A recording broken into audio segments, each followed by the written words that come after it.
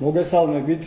საგამოძიებო სამსახურის თანამშრომლების მიერ გატარებული ოპერატიულ-სამძებრო ღონისძიებებისა და საგამოძიებო მოქმედებების შედეგად გამოვლენილია ამჟამად პატიმრობაში ყოფილი თავდაცვის მინისტრის ოჯახის წევრის ვმ-ს კუთვნილი კომპანიების მიერ შემდგომი რეალიზების მიზნით განსაკუთრებით დიდი ოდენობით უაქციზო სიგარეტის გამოშვება შენახვის ფაქტები. გამოძიებით დადგინდა, რომ ვმ-მ 2023 წელს დააფუძნა კომპანიები და ქალაქ გორში მოაწყო სიგარეტის მწარმოებელი არალეგალური ქარხანა, სადაც წლების განმავლობაში ახორციელებდა უაქციზო თამბაქოს ნაწარმის გამოშვებას.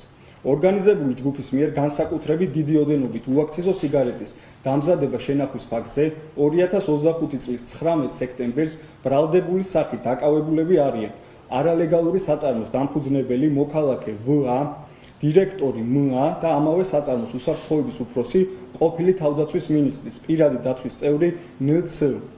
საგამოძიებო მოქმედებების შედეგად ზემოაღნიშნული ქარხნიდან და მიმდებარედ არსებული საწყობიდან ამოღებული იქნა სარეალიზაციოდ გამზადებული 2.176.341 ლარის საბაზრო ღირებულების ჯამში 323.851 ერთეული კოლოფი უაქციზო სიგარეტი კარელია, სიგარეტის დამამზადებელი დანადგარები და წარმოებისათვის აუცილებელი სხვა პროდუქტები. გამოძიება საქართველოს სისხლის სამართლის კოდექსის მე-200 მუხლის მე-3 და მე-4 ნაწილით მიმდინარეობს, რაც სასჯელის სახით ითვალისწინებს თავისუფლების აღკვეთას 7-დან 10 წლამდე ვადით.